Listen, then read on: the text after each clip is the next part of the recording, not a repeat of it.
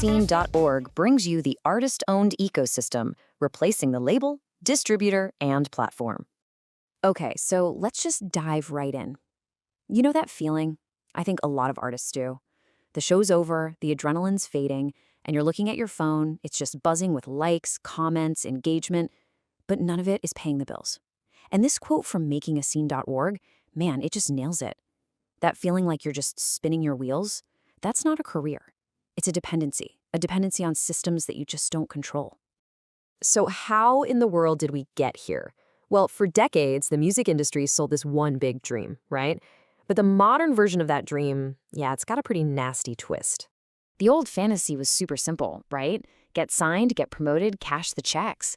But today's reality, it's a world of rented real estate. You're building your house on someone else's land, these social media platforms. The relationship you have with your fans, it lives in their system. The data, it's trapped in their dashboard. And what this really shows us is the central problem. Artists have become the fuel for an engine they will never, ever get to own. All that hard-earned momentum you build, it just becomes someone else's asset. But what if there was another way? I mean, a real, tangible operating model that's actually designed to shatter that dependency. Well, that's exactly what the artist-owned ecosystem is all about. So what does it actually mean? What are we talking about here? It's a system that you, the artist, build. You hold the keys. Distribution isn't controlled by one gatekeeper, it's decentralized. Your marketing becomes smart, automated, and your income, it's not coming from one place, it's diversified across a bunch of different streams. And let's be super clear, this is not some fleeting tech trend or just, a bunch of new apps to download. This is a fundamental shift in how you operate as a business. And I love this idea here because it totally demystifies the old power structure. We tend to think of the label as this big magical thing, this untouchable throne. But it was never magic. It was just a bundle of jobs, that's it. Money, marketing, distribution, finding an audience. And the best part? If it's just a workflow, that means it can be taken apart and rebuilt. All right, so let's get into the actual blueprint. And this is so important. You have to stop thinking about just buying a bunch of tools. You've got to start thinking about the flow, the actual journey a fan takes with you. This right here, this is the engine of the whole system. Think about it. How does a total stranger find your music? And then how do they go from being a stranger to someone you can actually talk to directly? How do you make them an offer they can't refuse? And most importantly, how do you keep them coming back for more? This flow is the secret sauce. It's how you turn that random fleeting attention into predictable, stable revenue. Everything else, it's just a tool to make this flow happen better and faster. Okay, layer one. Every single system needs a center of gravity, a home base. And for you, that home base has to be property you actually own. I'm talking about your own website, one that you control completely. A link in bio page, that's just a hallway. All it does is send people somewhere else. An owned website, that's a building. It's your venue, it's your merch table, it's your fan club, all in one spot. It's the foundation where everything else plugs in. All right, next up is distribution. The old way was you just handed your music over and crossed your fingers, right? Just hoped for the best. The new model asks a way smarter question. Where does my music actually live? And what data am I getting back from it? There are these decentralized tools like Audius and IPFS that let you put your music out there while you stay in control. Now, this doesn't mean you got to ditch Spotify, not at all. It means you use those big platforms for what they're good at, as giant traffic sources that point everyone back to that home base that you own. Okay, let's talk about actually knowing who your fans are. And look, I know the whole Web3 conversation can get kind of weird and complicated, but let's boil it down. A crypto wallet is really just another way to identify a fan. A truly strong system uses both old school and new school. Your email list, that's your direct line. You own that. But a wallet adds this whole other layer. It can prove what a fan owns, what shows they've been to, and what special access they've earned along the way. And that brings us to something really cool, the fan passport. This solves a problem artists have had since, well, forever.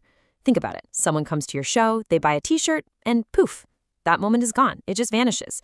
But with tools like POAP, which are basically digital ticket stubs, or Unlock for memberships, those moments become trackable. They become business signals. Now you can actually see who came to the Chicago show, who bought the limited edition vinyl, and who's a paying member of your community. And finally, the fifth layer, marketing. This used to be such a huge, expensive guessing game, right?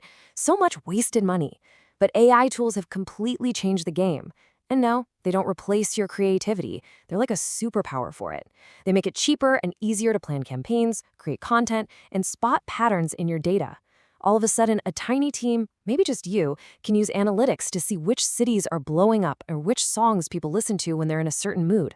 You get to operate with the precision of a major label, but without all the meetings and red tape. Okay, so you've put in the work, you've built the system. What's the payoff? Well, it's a huge shift. You stop chasing that one viral hit, that fleeting moment of hype, and you start building reliable, predictable business loops. Because let's just be real for a second. For the vast majority of independent artists, streaming royalties are not a business model. They're a front door. That's it. The real business, the thing that pays the rent, is built on stacking up different revenue streams, just like this. We're talking memberships, tickets, merch, collectibles. Predictable income doesn't come from one giant spike. It comes from these layers, all working together, repeating month after month.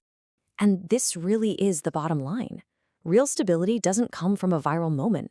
It comes when every part of your system feeds the next part. A live show isn't just about ticket sales, it's about capturing fan data and signing people up for your membership. A new single isn't just about getting streams. It's a new reason to pull people deeper into your world. This is how we build a real middle class for artists, on these loops, on repeat business from fans who know exactly where to find you and how to support you. Okay, I get it. This can sound like a lot. Like, where do you even start? But here's the thing. You do not have to build this entire thing overnight. The path you take to get there, that bridge to ownership, is just as important as the final destination. So let's just walk through it step by step. First things first, own your website and your email list. That's ground zero, step one. Then, you bring your store and your ticketing in-house. You own that too. Next, you add some simple automation to make your life easier. After that, you can start layering in some membership logic. And then, way down the road, you can add those fancy wallet features for your superfans. See? It's a process. You build it piece by piece over time. And here's just a quick snapshot of what a practical label in a box could look like, using tools that are out there right now.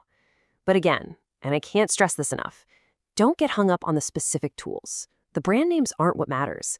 It's the flow.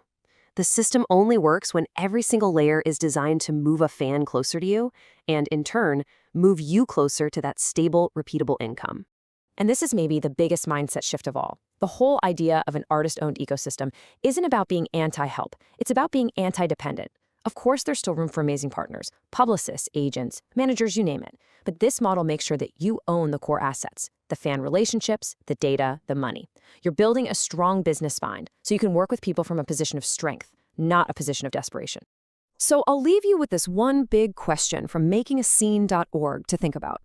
Are you just chasing that temporary heat on some platform, just building a moment that's going to fade away? Or are you actually laying a foundation, brick by brick, to build a town that you truly own? If you're ready to start building, make sure you check out all the other great articles and resources over on makingascene.org. It's truly becoming the place the indie artist goes to build this new music industry.